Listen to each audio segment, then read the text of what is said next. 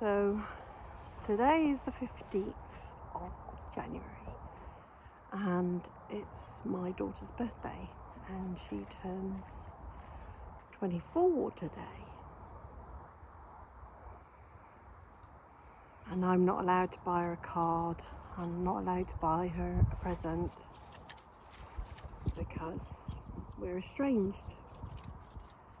And she doesn't want to reconcile or do anything that means that we can reconcile. Basically has completely cut me out of her life.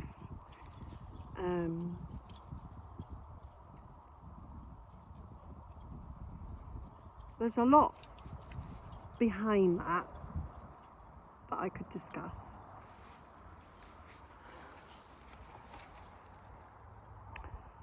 But every time it's her birthday, I always remember her. I write her a little status on my Facebook telling her that I love you.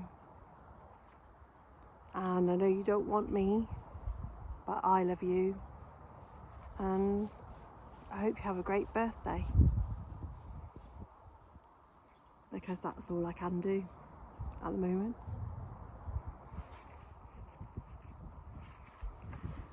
And it does fuck with my head and it makes me really sad, and well, it makes me feel lots of things. I mean, I have had some grief counselling to try and help me get past it, but not really worked.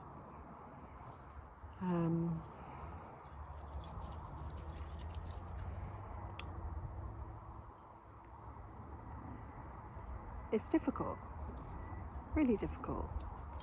And you always have this like shame attached to it,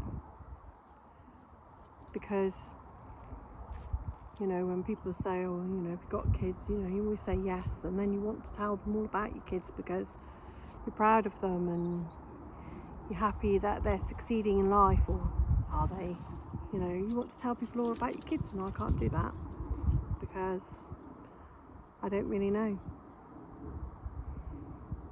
And then you have this awkward silence and you want to tell them all about it, but it's a long story, isn't it?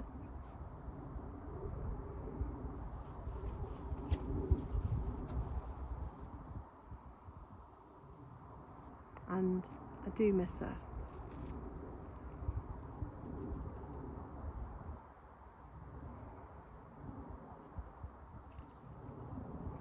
That's the thing about being a mum. Even if you've been a shit mum, or a substandard mum, or a non-perfect mum, you know, you're a human being. You can't just switch off the love button. It just doesn't happen. You love your child, and I love my children unconditionally, but they just don't love me unconditionally, warts and all. They don't. Yeah, I love them, warts and all, but apparently I'm not worth that.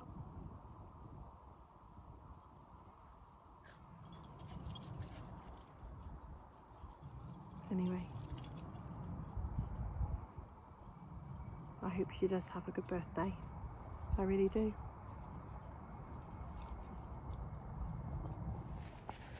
Afternoon, I'm out with the doggies because it's gorgeous.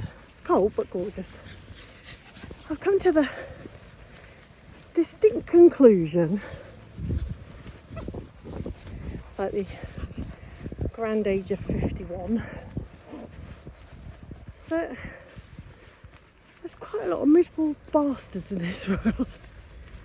Like, you know, I'm a friendly person. I say hello to people because I'm just like that. I always say hi. I just think it's nice to acknowledge people's existence, you know. And you know, wave when I give way to someone, or they give way to me, and I say, oh, thanks very much, that's nice of you, etc. And their faces, like, I get quite a lot of people up here. The dog walkers are really friendly and they always stop and have a chat and everything, and you know, wave at someone and say good afternoon, good morning, or whatever. And they look at you like you've got 5 heads. Or you're an alien or something. Your face is like, for fuck's sake, you know. Well, it's miserable enough at the moment with all this fucking cost of living shit going on. Without frigging having miserable cunts going on either. Excuse my expression. I do like that word.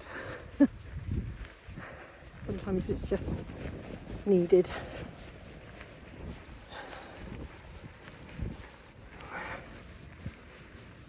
Ah, Molly, no. Little monkey, she keeps trying to get through the little walk holes in the walls. Little fucker. I had to shave again this morning. You know, something they don't tell you when you get to my age, that you're going to become very fucking hairy. It's your beard under here, thanks to the menopause. And there's not a damn thing I can do about it unless I go and get treatment and have laser treatment and have it all the roots killed off, and that's going to cost a small fortune. Joys of menopause. But they don't tell you about it. They don't. Bloody awful. Anyway, I'm going to carry on walking because it's a beautiful day. Hello, young lady. Oh, I Rex is having a wee. I'm going to give this young man a ball because he barks at other doggies, and the ball works really well. Molly, who never stops, and Phoebe, who never stops. Here, Phoebe, never stop. Always going.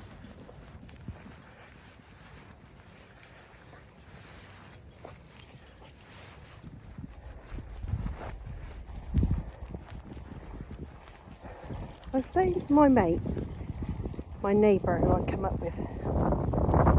So I have them for a little dog sometimes, that I call these the boobies. And I kind of imagine, because you can see a sort of tummy area there, that this hill is like a lady who's kind of lying against the hill with her boobies to the sky, and then this is kind of like her neck and head here, and she thought it was really poetic. I don't know, I just always thought they looked like women's breasts because they've even got the little bit in the middle. But lovely view though. I can really see the mountains in Wales today. You can't really see it on here. You probably can see some little humps in the different distance, but it's really clear. And I can see the bridge as well, nice and clear. And the mountains are kind of there. If I go slowly, see them a little bit. See them?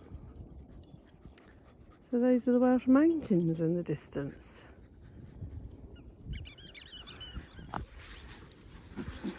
Because that'd be Wales over there. Pretty, eh? Even in the winter. Yeah. If you don't want Molly to steal that ball, Reximus. Yes, I have got 5. And no, I'm not mad, I love them all. They're all old, except for one. 13, the little ones. Springer's 12. And this little nutter that runs everywhere, her, Molly, she's 3. Aren't you, Molly? She's the youngest. You're the baby, aren't you? You know what it's like. Kids beg you to have a puppy each. They're going to look after them, etc. And then you end up having them. You can't separate them after a while though. It's not fair on them. They've been together since they were tiny tots.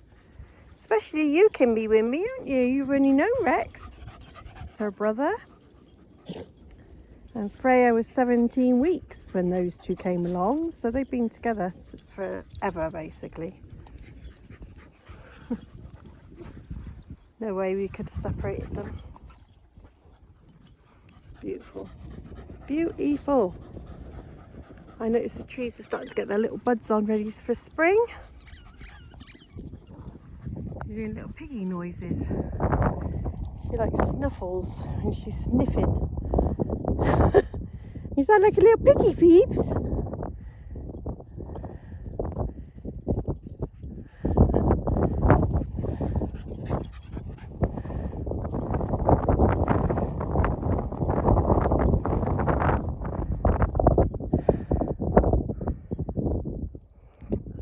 Standish and Ramwick Woods, they're kind of one end's one and one end's the other kind of thing, but it all kind of blurs into one.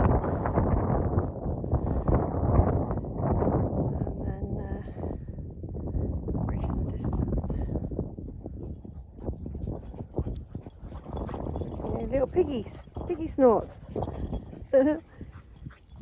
She's usually barking at me with a stone. Ain't you, Freya? Where's your stone today? Huh?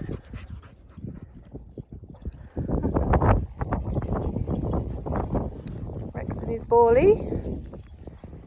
Yeah, it really saves arguments, that ball, I tell you, because he is really friendly with dogs, but he's nervous when he first meets them, so he barks like a lunatic. And they don't like it, so then people think he's being aggressive, and he's not actually. He's just really friendly and gets a bit overwrought. He's never been aggressive, but people just don't get that. So the ball stops the barking thing, and it sort of gives him a bit of confidence. Did it, mate? Yeah. Lots of little sheep down there, all having a good graze.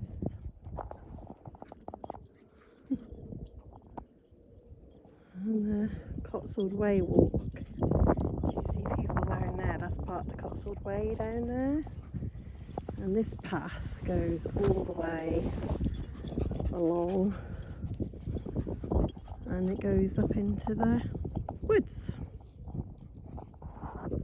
So it's a nice walk actually, because you can go kind of along this edge of the woods, because that's kind of where it brings you out. And then there's like a loop you can do. It takes you all around and then you come back up the top.